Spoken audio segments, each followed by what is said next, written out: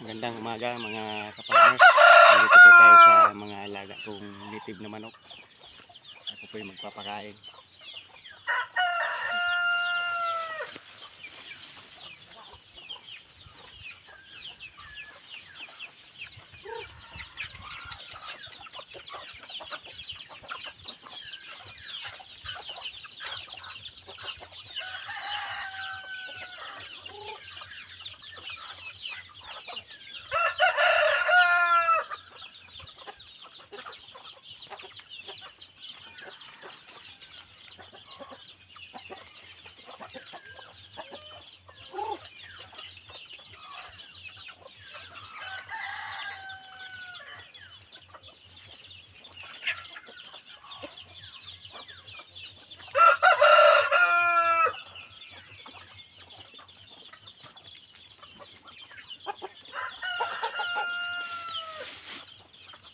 At i-update ko po sa inyo yung mga dating naglilimlim na unahin.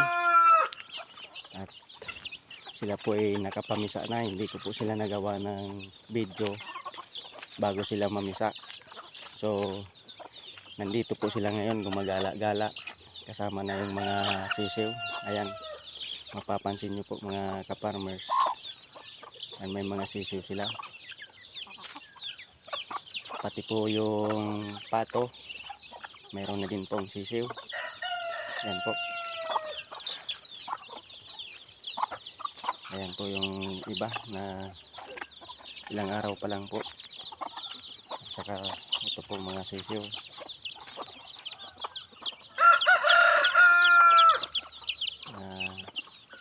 Kakapisa pa lang po nung iba, hindi ko rin po nakuha ng video. Diba po, may iba po akong ginagawa. Ayan mga kaparmers. Ayan.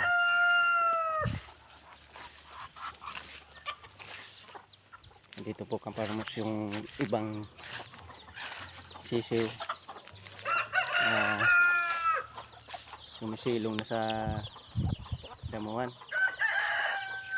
Sobrang init po natin ngayon. At ito po yung sa kaparmers na may sisiw din.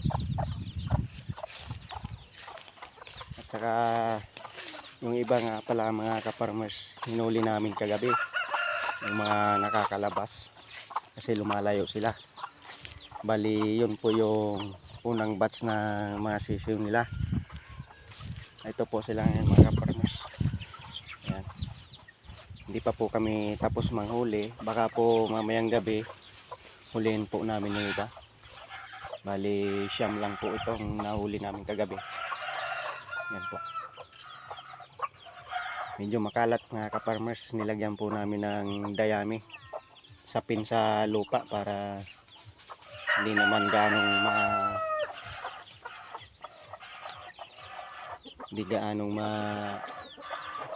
mabasa kapag umulan. Kasi yung tubig dito kaparmers, minsan kapag sa sobrang lakas ng ulan, lumalabas dito sa sa lupa. Yan. Pasensya na po sa mga manonood. Medyo makalat po tayo. Yan, kaparmers. Hindi pa po kami gaanong makapaglinis. Kaya madami pa pong ginagawa. Ayan. Yan mga kaparmers yung iba. At yung iba naman po nasa labas pa. Yan. Ito kaparmers.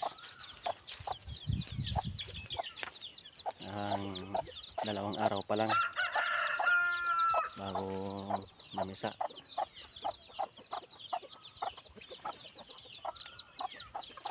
Yan, puntahan po natin yung iba mga kaparmers. Yung iba po na nangingitlog pa. At ang mga native mga kaparmers, kahit may ginawa ka ng pugad, naghahanap pa rin po silang maiitlogan.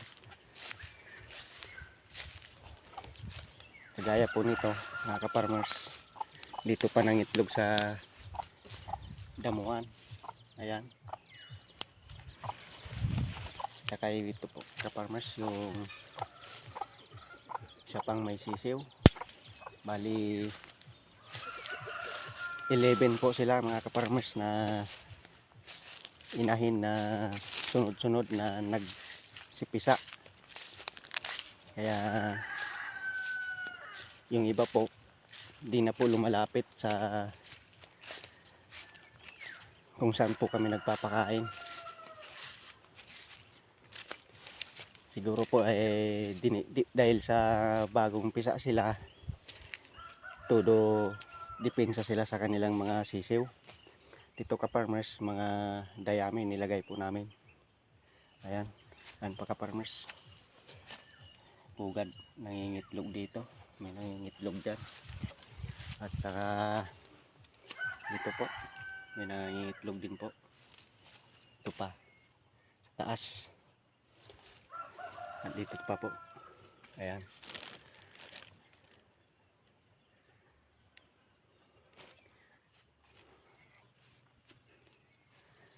Ayan, madami silang itlog. Ito ka-farmers sa itlog ng pato. Dito po sila nangingitlog sa kubo namin na dating kubo. Ayan po ka-farmers ang ilaw namin na solar. Ayan.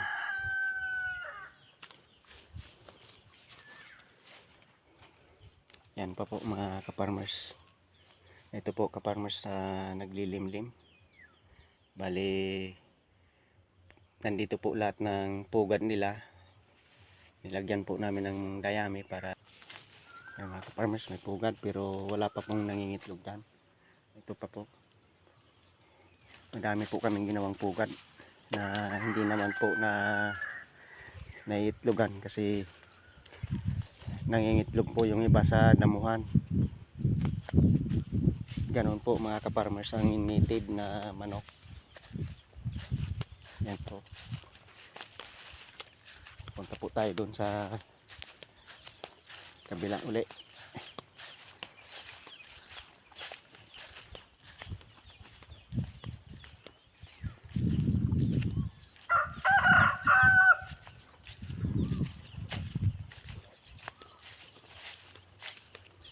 Grabe na ka-farmers ang init ngayon.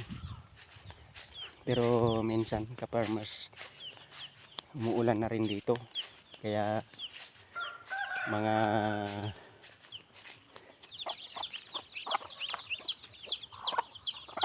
ayan na ka-farmers, may mga sisiw tapos na silang magsikain. Magsisigala na uli sila. Iba. Saka yung iba naman mga ka-farmers hinayaan na po namin dyan sa labas kasi sayang yung makakain dyan na naiwan namin nung kami ay nag-harvest ng palay. Pinupuntahan po nila yon mga gumagala dyan sa labas na native na manok. Ayan. Kaya bali hindi ko na po sila mabibidyoan kasi malalayo po sila.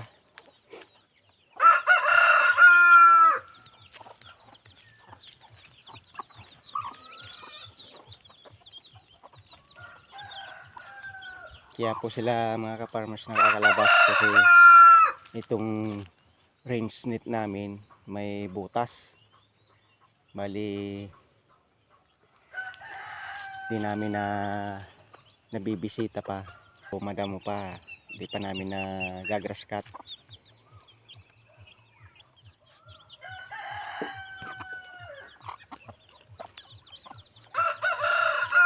Ito ka-farmers, may sisiw siya, isa lang yung sisiw niya pero ayan nangingitlog po siya. Ayan.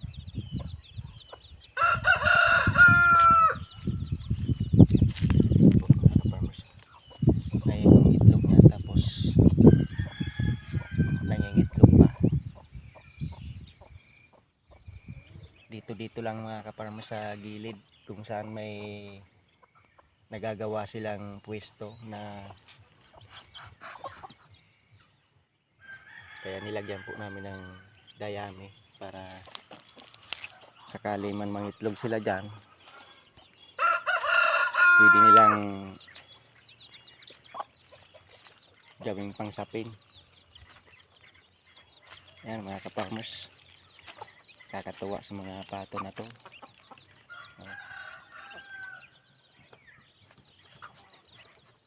Ayan, ayun po yung iba. Ayan po yung manok naman na umiinom. Ang lagayan po namin ng inumin mga ka-farmers, yung kawayan, tapos yung biniak na buko. Hindi pa po makabili ng lagayan ng inumin. Ayan po mga ka-farmers, kawayan.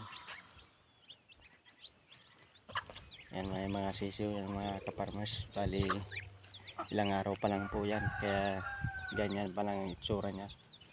Itong pato naman mga ka-farmers, nasa 2 weeks na po yan. Ayan, mga ganyan. At ito buwan na po ang linipas niyan, mga magdadalawang buwan po yan, yung dalawa na yan.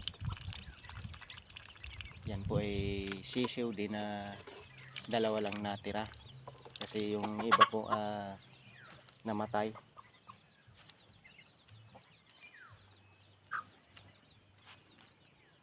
Yan.